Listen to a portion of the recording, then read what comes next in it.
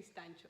En esta ocasión estamos en el sur de Francia, estamos en la región de Languedoc y particularmente estamos en el domaine de Trinité con su propietaria Mónica Escudegallos. Ella es una española de la región de Cataluña que se ha residenciado hace bastante tiempo en esta región del sur de Francia. ¿Y con qué vamos a hablar con ella? Pues queremos que nos cuente cómo es eso, una española produciendo vinos en el sur de Francia. Bienvenida, Mónica. Hola, Victoria, ¿qué tal? Cuéntanos, sí, estás aquí, es una zona maravillosa, llena de verdor y también de mucho vino. Cuéntanos, ¿cómo llegaste aquí? Pues ni yo lo sé, pero yo me casé con un inglés hace ya 20 años y a él le gustaba mucho el mundo del vino, lo conocía bien, había trabajado cuando era joven y era su pasión. Su padre le había enseñado mucho sobre los vinos, sobre todo los vinos franceses. Y bueno, y de alguna forma, pues cuando hubo la ocasión, vendimos la propiedad que teníamos y buscamos un domaine, es como se llaman en Francia, para vinificar, para hacer vino nosotros mismos.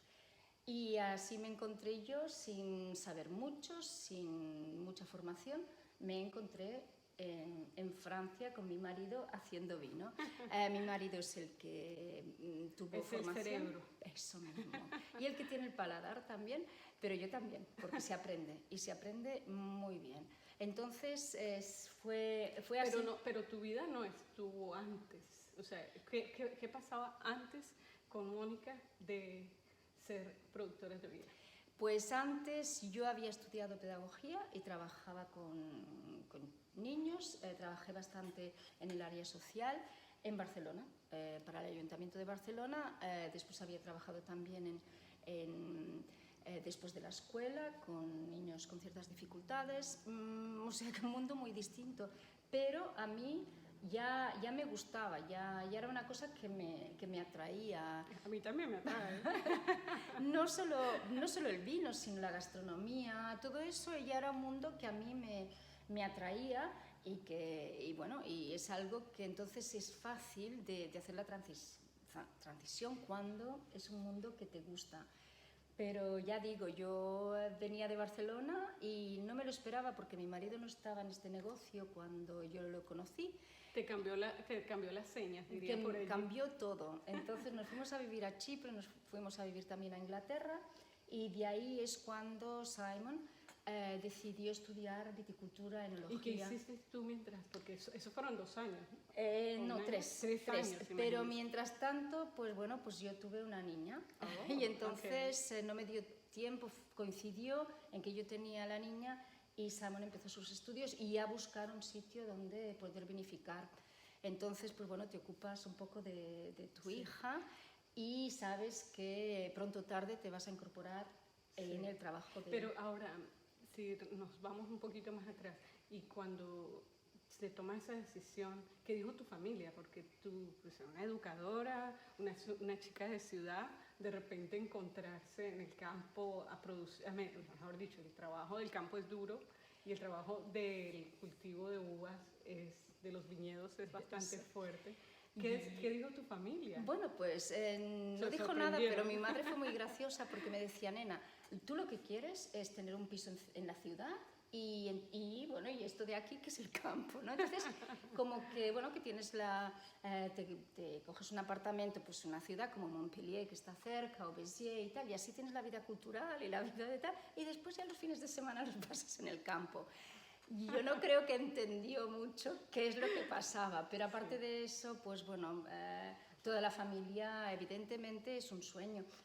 Llevar un viñedo y comprar un viñedo y ser capaz de producir es un sueño para mucha gente. Es tan duro como cualquier otro trabajo agrícola y de tal. Pero realmente hacer vino es que es ya como un poco el máximo. No, y además estar cerca de un productor de vino.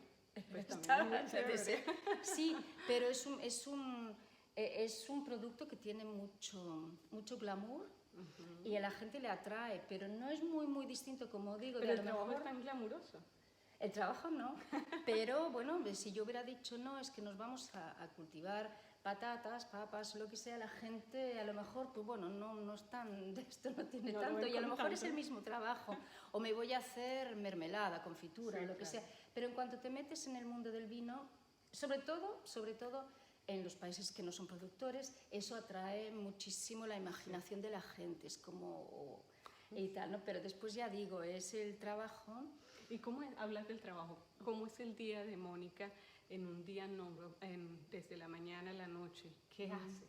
Bueno, yo te cuento, nosotros somos productores y por tanto va de la viña, de la cepa, a aquí, que nos lo vamos a beber dentro de un momento. O sea, es todo el proceso. No hay muchos productos que vayan sobre todo el proceso, desde el principio hasta el final. A lo mejor un queso o cosas así, pero en principio no hay tanto. Siempre hay alguien en medio. Nosotros no, es desde el campo a botella al cliente. Entonces, todo eso es lo que hacemos nosotros. Sí. Yo en invierno, con ayuda y tal, y mi marido y tal, tenemos que, digamos, tallar la cepa, sí, porque y es cierta técnica, hay que estar ahí. Tenemos muchísimas, son 25 hectáreas, tenemos 100.000... ¿Cuántas hectáreas recorres en un día? No, eso depende también de la cepa y tal, porque hay ciertas que cuestan más que otras. Por ejemplo, si están en hilo, están más enredadas, en cambio si están así como les llaman en gobelé y tal, pues bueno, cuesta un poco menos. O sea, que es que depende mucho. Entonces todo el proceso, estás allí cortando, cortamos, trabajando, así con ese glamour también. No, pero hace sí. Mucho frío. No, hace mucho frío, porque estamos hablando de noviembre hasta... ¿Qué temperaturas estamos hablando? Uno diría que no hace tanto frío, pero son aquí que son unos 10, hay días que a lo mejor son 5, pero bueno, es más bien templado. Como estás en la intemperie. Eso mismo, no hay árboles, no hay nada que te cubra, estás en una viña, entonces hace mucho frío, por tanto mucho glamour, ¿no?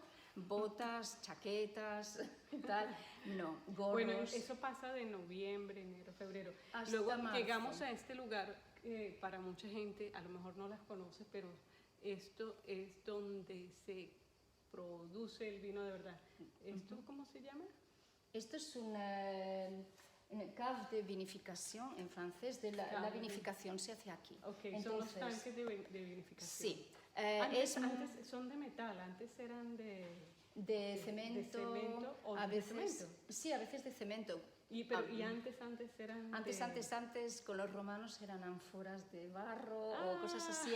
Hay diferentes maneras de vinificar. ¿Y ustedes están bien modernizados o hacen el trabajo de forma tradicional? ¿O se puede hacer Es muy técnico. Ya se ha convertido en algo que está muy controlado.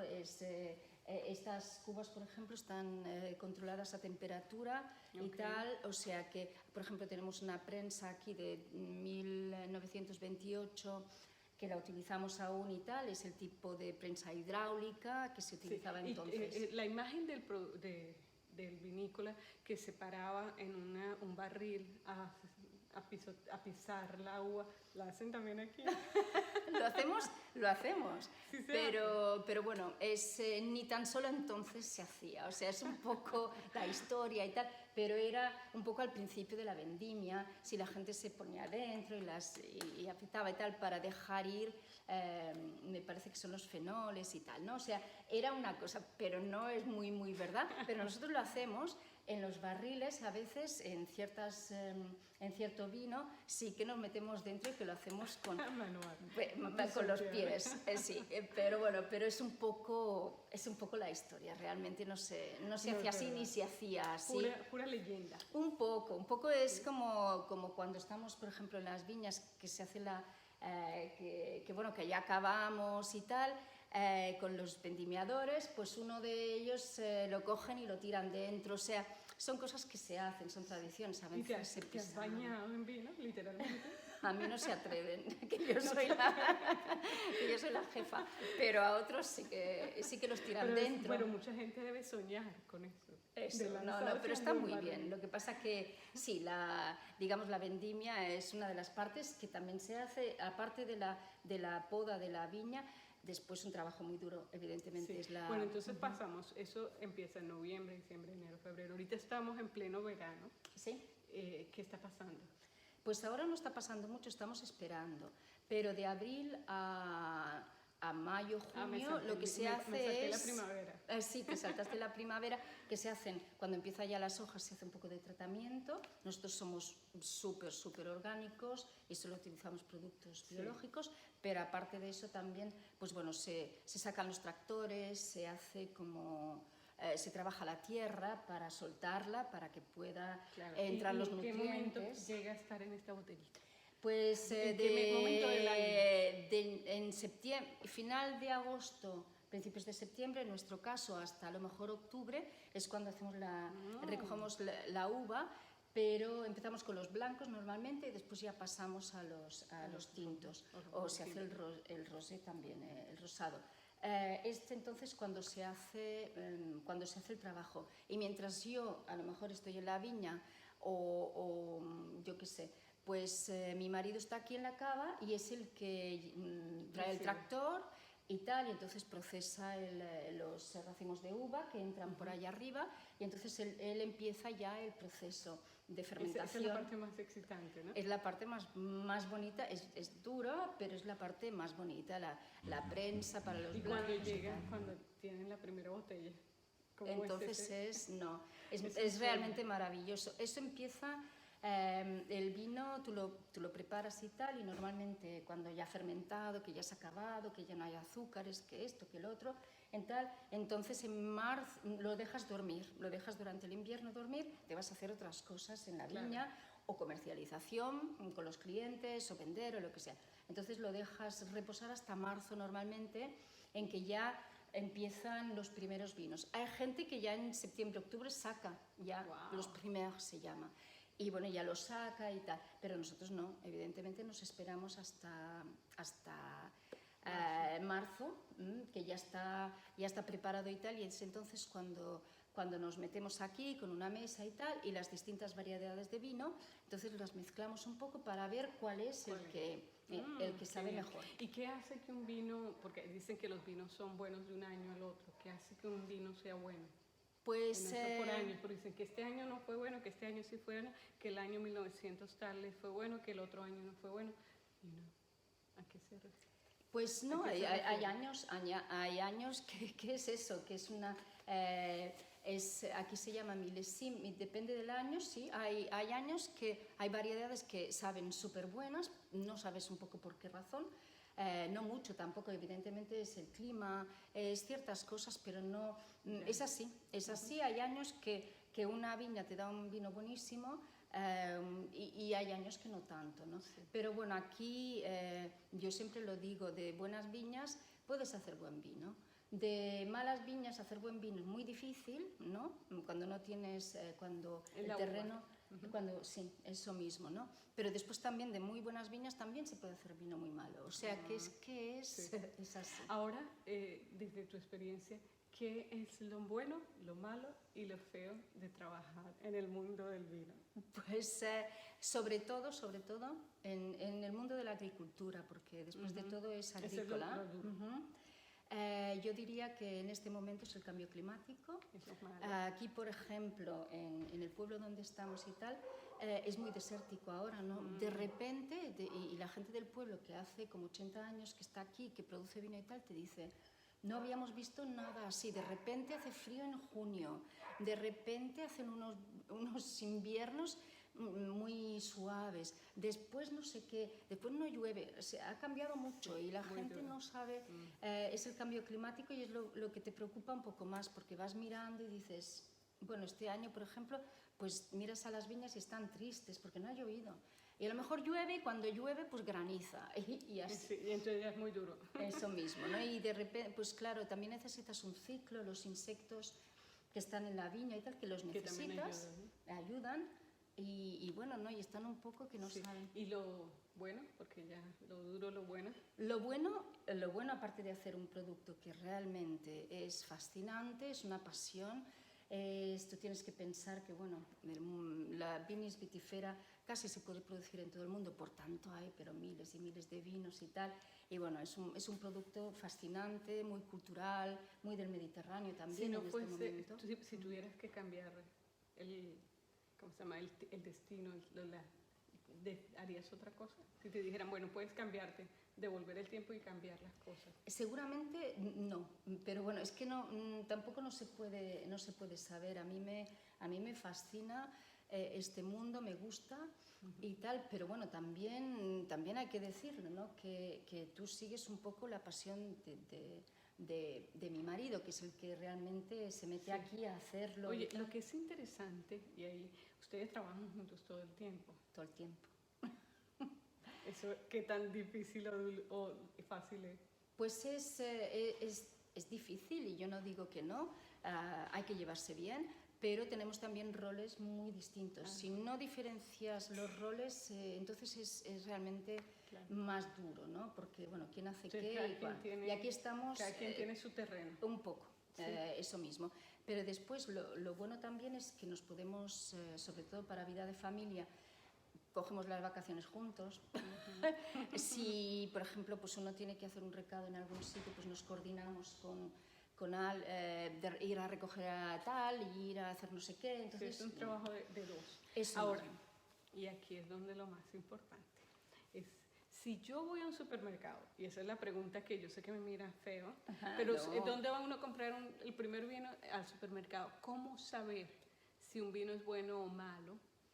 Si yo llego a un supermercado y digo, ¿qué hago? ¿Cómo decido? Y te lo pregunto porque alguien alguna vez me dio un secretico y me dijo que metiéndole el dedito en el culito, hiciera entre lo más hondo mejor. ¿Eso es cierto? Eso es estética, no tiene mucho que ver.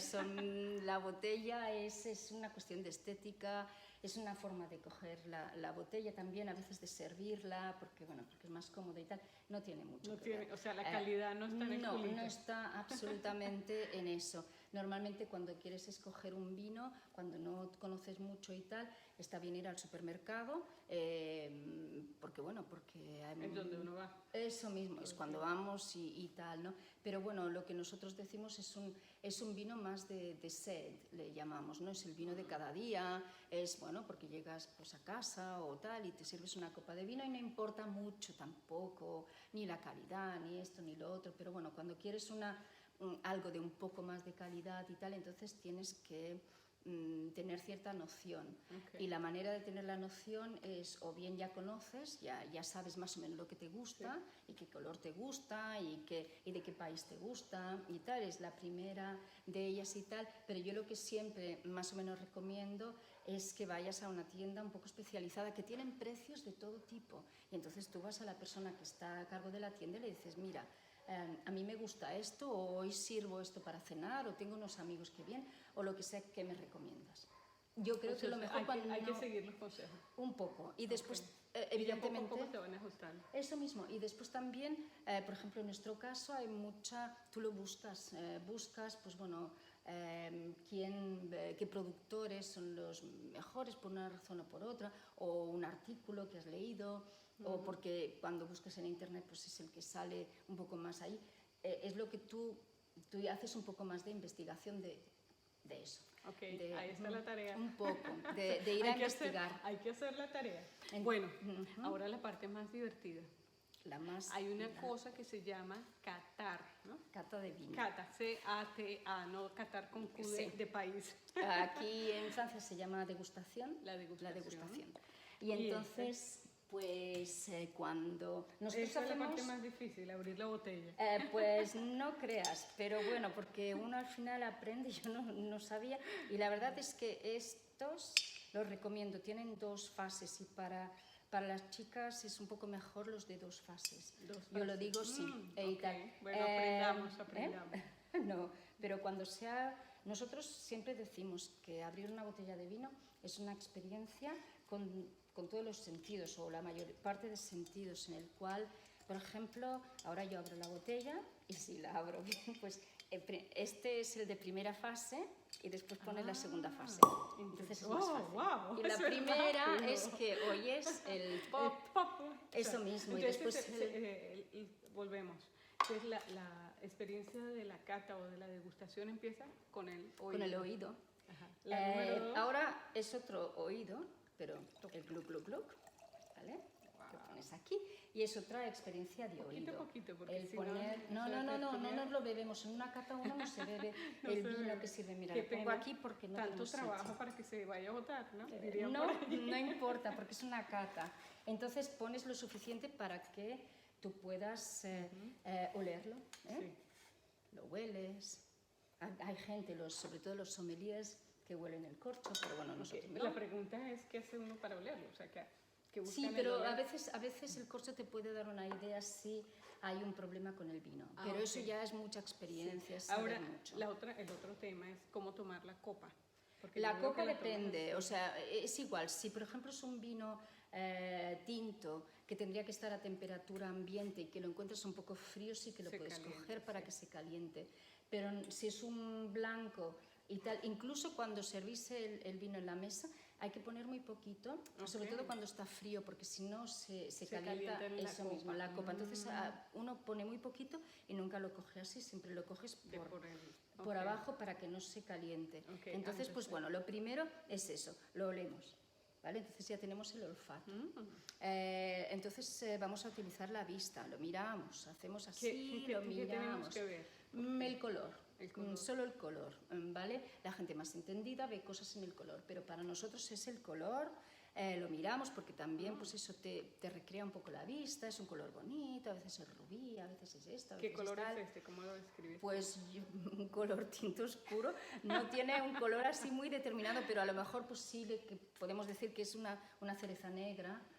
Normalmente este que yo sirvo, por ejemplo, ahora es un Syrah, Shiraz se llama también y tal, entonces bueno, sí que tiene ciertos matices de fruto negro, entonces bueno, pues eso es lo que ves. Entonces ya lo has olido, por tanto ya tenemos el oído, el olfato, y después ya haces así, eso es un entrenamiento, a veces pones la mano, es mucho mejor, pero bueno, le das como un poco de vueltas para que se airee. A veces si es un buen vino lo abres antes para que se airee un poco, para que no esté cerrado. Pero bueno, aquí en este caso le das un poco de aire, ¿vale? Y después ya lo pones en la boca. En la boca tienes que sentir el vino desde el principio hasta el final. Si te lo tragas directamente no vas a sentir muchas cosas, pero si te lo pones en la boca, te pones un poquito y lo aspiras, sin ahogarse. Entonces se hace así, sí.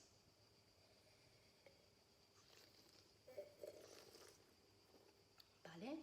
Entonces, como que te cubre un poco más y puedes ver el principio, el medio, el final, dónde están más los gustos y tal, te cubre un poco más el paladar. Eso no lo haces ni cuando estás seguramente comiendo, ni cuando estás con amigos y tal, no haces todo el rato, ¿no? Pero bueno, lo haces sobre todo cuando haces una cata, ¿vale? Entonces, si es una cata que uno va a un salón de vinos y tal, no te puedes tragar todo el vino que te sirven, porque bueno, además si conduces peor. Entonces, bueno, no te lo tragas. Normalmente haces lo mismo, pero lo escupes, ¿vale? Pero lo escupes muy finito, siendo muy elegante, sí, porque si no es muy feo. Pero bueno, en principio en una cata de vinos, en una bodega y tal, no. Uno se lo bebe y tal. Entonces, hay mucha gente que además sirve a lo mejor una tapa o alguna cosa para comer y tal, y nosotros no. Eso no lo hacemos porque ya te cambia el gusto. Ahora, después de saborear, ¿qué debía haber encontrado aquí que yo no sé? Además de que está delicioso, no sé. Te lo tengo que decir. Sí, dímelo. Sí, a veces no se encuentra, tú puedes decir está bueno o malo, me gusta o no, pero a veces es la persona que entiende un poco qué es lo que tienes que encontrar en este vino, ¿vale? Entonces, por ejemplo, tú orientas un poco a la persona, le dices, por ejemplo, yo qué sé, pues puedes encontrar a lo mejor cierta reminiscencia de piña o de albaricoques o de tal, la persona un poco te orienta, eso y tal, ¿no? Entonces, bueno, pues te hace eso, ¿no? ¿Y aquí qué encontramos? Y yo, por ejemplo, en pero bueno, como los no lo están, pero aquí, por ejemplo, nosotros encontramos siempre fruto negro como cereza negra, le encontramos mora, le encontramos así, pero también le encuentras especias. ¿Como ¿vale? canela? ¿Clavo? Sí, puedes encontrar canela, clavo, es más especiado un poco, pero también, pues bueno, a veces hay algo de menta, un poquito, a veces hay, entonces es muy divertido porque si uno se entretiene... Es como una orquesta. Casi. Donde empiezas a ver los instrumentos, ¿no? Sí, y además cada sorbo a lo mejor te da un gusto un poquito, es que ahora le encuentro eso, y al próximo le encuentro otro, y tal, es como, es así que uno va encontrando cosas distintas. ¿Y este vino en particular, cuándo se toma?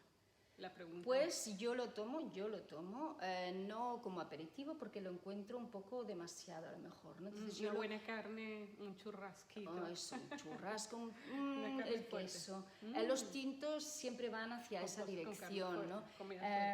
Comida fuerte sobre todo porque el vino tiene que estar equilibrado con la comida. Si tú, por ejemplo, sirves esto con algo muy delicado, particularmente, entonces es demasiado, entonces no vas si lo sirves con algo que has preparado con mucho amor y de repente el vino como que es lo único que uno tiene en boca, entonces no, hay que saber un poco combinar las cosas. Y, por ejemplo, por eso se sirven los blancos muchas veces con pescado.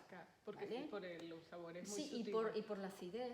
Y por ciertas cosas, o sea, cada uno tiene un poquito así, pero después Bueno, pero mientras tanto, entonces lo que hacemos es que celebramos el disfrute de estar en un lugar tan hermoso. Y además con muy buena compañía y un muy buen vino. Muchísimas gracias. Estuvimos con Mónica y hablando de vinos y hablando de viñedos. Y nosotros nos vemos la próxima semana. Hasta luego.